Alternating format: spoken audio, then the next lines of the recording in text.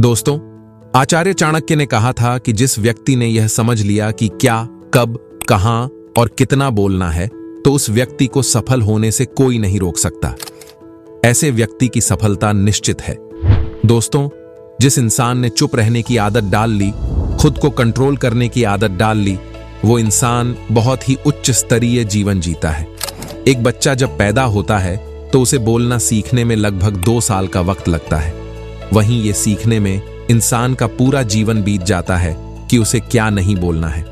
कहते हैं, शरीर में जीभ ही एक ऐसा अंग है जिसमें हड्डियां नहीं होती हैं, लेकिन यह इंसान की हड्डियां जरूर तोड़वा सकती है। हर इंसान चाहता है कि उसे कोई सुने। बच्चे चाहते हैं कि मम्मी पापा उनकी बातें सुने, तो परिवार के लोग चाहते हैं कि बच्चे उनकी बातें सुने। टीचर चाहते हैं कि स्टूडेंट्स उनकी बातें सुने, तो स्टूडेंट्स चाहते हैं कि टीचर उनकी बातें सुने।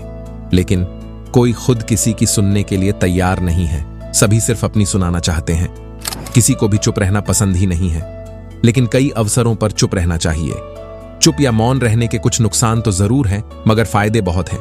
कुछ ऐसे अवसर होते हैं जहां चुप रहना चाहिए और कुछ ऐसे अवसर होते हैं जहां जरूर बोलना चाहिए। तो चलिए, आज की इस वीडियो में हम आपको बताते हैं कि चुप रहने से जिंदगी आसान हो सकती है या फिर नहीं। हम सभी ने कभी ना कभी अपने बड़ों से एक कहावत तो जरूर सुनी होगी कि एक चुप 100 को हराए, एक चुप 100 को सुख दे जाए। इसलिए हमें कोशिश करनी चाहिए कि हम चुप रहना सीखें। हालांकि गीता में कहा गया है कि जहां पाप का बल बढ़ रहा हो, जहां छल कपट हो रहा हो, वहां मौन रहने से अधिक बड़ा अपराध और कुछ भी नहीं है। लेकिन इसके अलावा चुप रहने के फायदे कई हैं और यह आपको कई मुसीबतों और मुश्किल स्थितियों से बचा सकता है। चुप रहने से आपका महत्व बढ़ता है। जब आप चुप होकर किसी की बात को सुनते हैं तो वह आपकी अहमियत को समझता है। लेकिन अगर आप ऐसा नहीं करते हैं तो आपका महत्व उसकी नजरों में कम हो जाता है। आज की भाग दौड़ वाली जिंदगी में कोई किसी की नहीं सुनता है, और आप अगर आई कांटेक्ट बनाकर किसी की बातें ध्यान से सुनते हैं तो आपका महत्व उनके सामने काफी बढ़ जाता है। आपकी बातों की वैल्यू होती है। जब आप काफी समय तक चुप रहते हैं और उसके बाद आप बोलना शुरू करते हैं तो आपकी बातों में वजन होता है। साथ ही आपकी बातों को ध्यान से सुना जाता है। इसलिए ज्यादा नहीं बोलना चाहिए, क्योंकि आप उससे ऑर्डिनरी लगते हैं। इसलिए कम बोलना और ज्यादा सुनना चाहिए। दूसरी चीज, सामने वाले को समझने में आसानी होती है। जब आप कम बोलते हैं तो आपके पास समय होता है लोगों को समझने का। इसका फायदा यह होता है कि आप कुछ भी बोलने से पहले यह समझ लेते हैं कि क्या बोलना चाहिए और कितना बोलना चाहिए। आप जब किसी को ध्यान से सुनते हैं तो उसके शब्दों को समझ पाते हैं, और वह जो बोल रहा है उसके पीछे उसके दिमाग में क्या चल रहा है, इस सब का अंदाजा आपको आसानी से हो जाता है। आप वही बोलते हैं जो जरूरी होता है। आप जब चुप रहकर किसी को सुनते हैं तो आप गलत नहीं अच्छे लगते हैं। वहीं अगर आप ज्यादा बोलते हैं तो मुंह से कुछ ना कुछ ऐसा निकल ही जाता है जो आप नहीं बोलना चाहते हैं। इसलिए अगर कोई बात जरूरी नहीं है तो उसे नहीं बोला जाना चाहिए। किन जगहों पर आपको कब चुप रहना चाहिए, यह समझते हैं।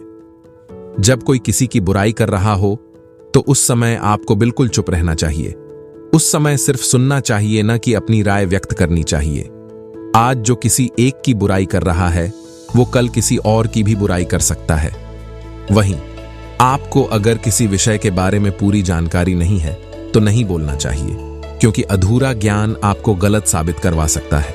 इसके अलावा जब कोई आपकी भावना को नहीं समझे तो उस समय चुप रहना चाहिए। ऐसा नहीं करने पर आप हंसी का पात्र बन सकते हैं।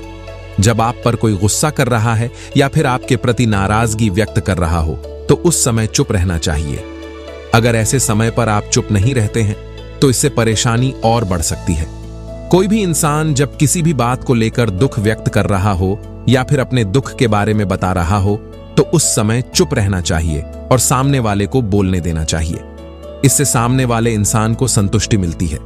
चुप रहना एक प्रकार का मेडिटेशन है जो काफी प्रयास करने के बाद ही कोई कर पाता है। इसके लिए खुद को पॉजिटिव रखने के साथ ही समझदार होने की भी जरूरत होती है। चुप और मौन रहते हुए किसी को ध्यान से सुनना एक अच्छे और समझदार इंसान की सबसे बड़ी खासियत होती है। इसलिए कम बोलें और लोगों को ज्यादा से ज्यादा सुनें। इससे आपका मानसिक विकास भी होगा और आपकी अहमियत भी बनी रहेगी। दोस्तों, अगर आप इसी तरह के इंफॉर्मेशन और भी जानना चाहते हैं तो इस चैनल को सब्सक्राइब जरूर करें। फिर मिलते हैं एक और नए वीडियो में, तब तक के लिए धन्यवाद।